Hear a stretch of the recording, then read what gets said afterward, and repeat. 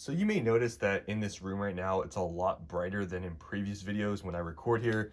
And that's because I'm recording in the day. Usually I record all my videos at night, which is why usually in this room it's not this bright, but it's, daytime. So there's more light in here. So I don't know if you guys really care, but that's why it's brighter. So anyways, I want to talk about, is there too many investors right now in this space? Because I feel like this has been talked a lot recently, especially now when prices are high and everybody's saying all these things about investors and they're the only ones keeping prices high.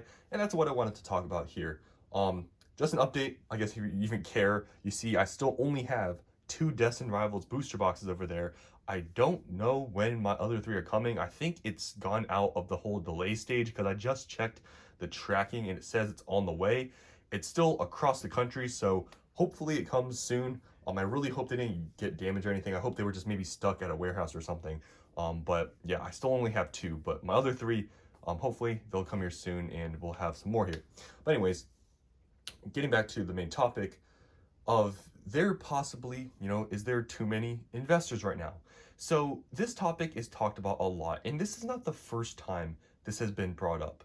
During Sword and Shield, this same topic was brought up that there's too many people holding modern, everything was going to be worthless, and we know how that story played out because you look at Sword and Shield booster boxes, specifically like Chilling Reign and past and forward, all those boxes are either 350 or above. So, at least for now, we can see nothing has crashed. All the boxes continue to go up. So people that said modern was too, it was going to be overprinted and it was going to be worth nothing. Obviously, that didn't turn out for Sword and Shield. But how about Scarlet and Violet? Is this time any different? So I would say that this whole boom is definitely, in my opinion, you could say it's a lot bigger than the last one because prices across the board for Scarlet and Violet booster boxes, they're all above 200 bucks.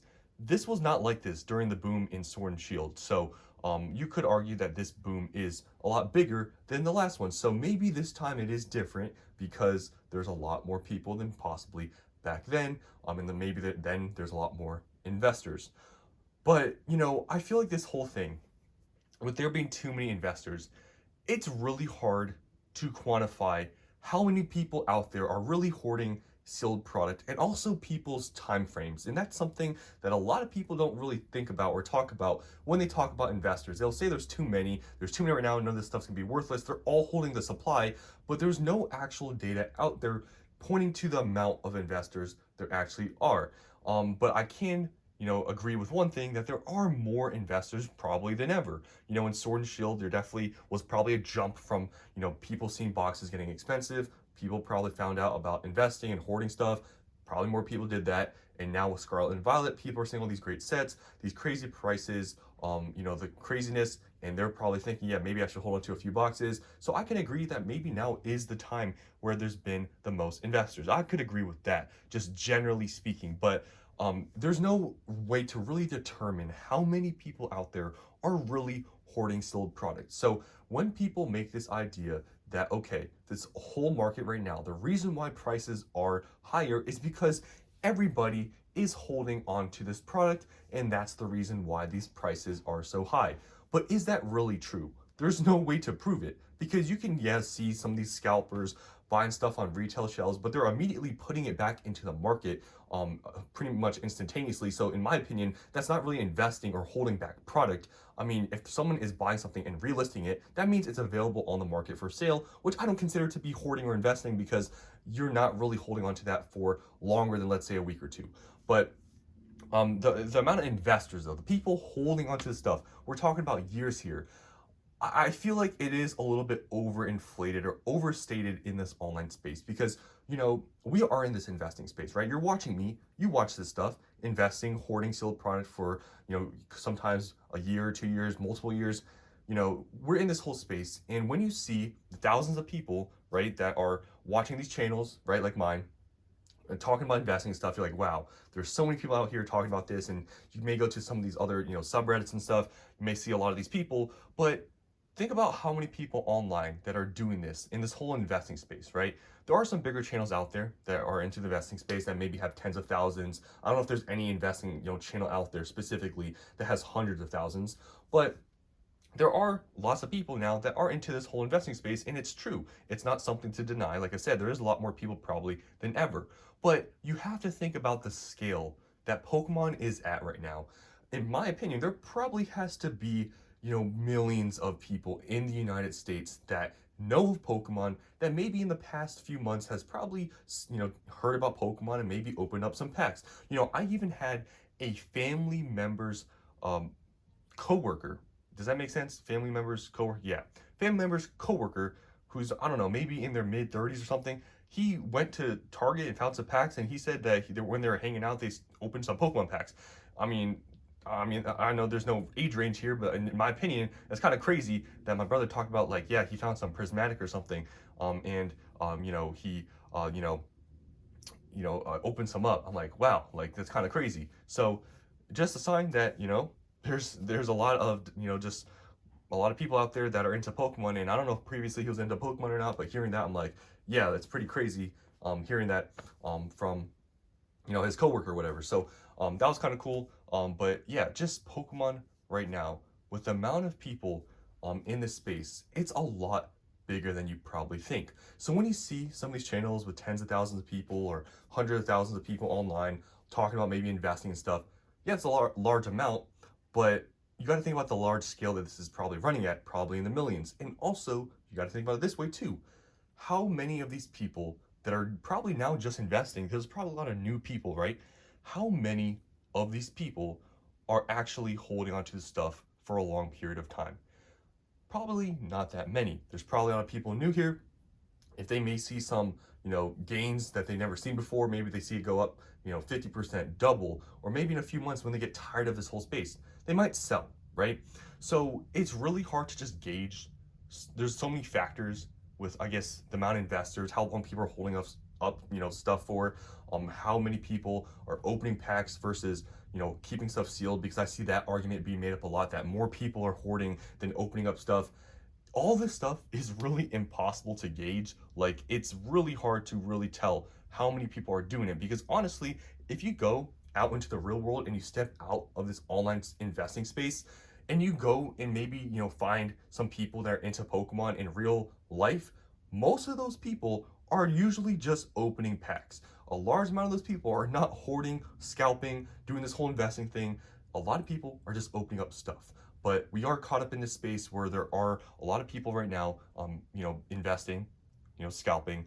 But when you actually take a wider look at what this space really is, there's a lot of people that actually open this stuff up. Unfortunately, not me, right? I've talked about this before. I don't really open up stuff anymore. I used to. I wasted a lot of money, and I kind of got to the point where I'm like, you know what? I'm kind of done with this, and that's why I sort of converted to doing this whole thing now. And that's sort of, I guess, how I came to do this. But I originally came from just opening packs and not really keeping anything sealed. But obviously, that's changed pretty drastically here. So yeah. But those are just some of my thoughts about this whole Pokemon investing space, and if there's too many investors. Honestly, you can argue that there's more than ever. I could agree with that, but to say that the investors are the only ones holding up product, I think really isn't accurate. Especially, I mean, guys, look at the prices of the products. You think investors, people holding this stuff for years, are paying $250 for Destiny Rivals booster boxes, like buying in large amounts to the point where the supply is the way it is? Because guess what? Those people, the investors, if there are people investing into large amounts of Destiny Rivals booster boxes, unless you have distribution, I highly doubt you're able to get a large amount of the new product at anywhere near MSRP or below. I really highly doubt it. So I just feel like a lot of the stuff is overinflated and oversaid, that, all of these things, the reason why they're all expensive is because of investors. And I just don't really believe it. I think just a lot of people want to point fingers because it's the easiest thing to do. I could easily say, oh yeah, prices are high because all the scalpers, investors. It sounds smart, and part of it has to do with that. It's true. But I think the large reasoning is literally just demand. I feel like this market, people overcomplicate these things, saying that, oh, all this stuff is because of this, it's because of these scalpers, because all these people manipulating the market. But I mean, like I've talked about before, if this market was really that fragile and it was literally just held up by investors and scalpers, this market would have crashed a lot sooner. It hasn't crashed, it has no signs of really crashing, And I think just a lot of people like to theorize about all these different things that are not as likely as just the simple answer that this stuff really is just supply and demand with the market. And there are a lot of investors. But once again, like I said, people said that with Sword and Shield. Maybe this time is different, but I feel like we're gonna look back 2 to 3 years later when all this Scarlet and Violet stuff is out of print and we see the prices go up, and we'll go look back here when people said all this stuff was gonna get printed to the ground and it's gonna be worthless. We're gonna look back and be like, yeah, I mean, it's just history repeating itself. People said everything was gonna crash, it was gonna be worthless, and it didn't happen, right? But in the short term, maybe that stuff can happen. Maybe prices and stuff can crash because of the scalpers and printing. But overall, this market is just strong because of the natural demand there is. And I don't think the prices are high, specifically just only the reasons of investors and scalpers. I don't think that's the way. And you know what? It does kind of suck, you could say. I remember back then, you know, things, people always argue this, and I've talked about it too. Some of the negative sides to doing this whole investing thing or whatever. You start to a little bit, I guess, divert from the actual cards. It's kind of unfortunate. It is a thing. I've experienced it. I mean, I've been doing this for now like 3, 4 years. It is a thing. So it kind of sucks in that way. And I guess the more people that do it, it kind of, I guess, in the space, I don't know, there's a lot of negativity now. I feel like it's a lot worse than it used to be like a few years ago, especially I guess now when everything is crazy. I guess that's one of the negatives to this whole space. But I mean, other than that, I don't think yet this space is big enough to the point where you could argue that all the reasons, all the problems now are caused by just investors. And yeah, but like I said, I think there's a lot now. I'm one of those people, but I've been doing this, like I said, for around 3 to 4 years. So I've been doing this for a little bit. And yeah, I continue to do it, and we'll see what happens. Maybe people are right that there's too many investors now, and maybe a couple years from now all this stuff crashes. But I feel like this is sort of, you could say, maybe a little bit of history repeating itself, where people are saying that everything modern is going to be worthless, and then you fast forward and it's not the case. So that's all I want to talk about here. What do you guys think? Do you think there's too many investors right now in this space? Do you have any family members that maybe has just gotten into Pokemon recently, and maybe are they investing into Pokemon too? I know there's a lot of new people, and just a lot of people in general that are into Pokemon right now. So that's all I want to talk about here. Hope you guys enjoyed, and I'll see you on the next one.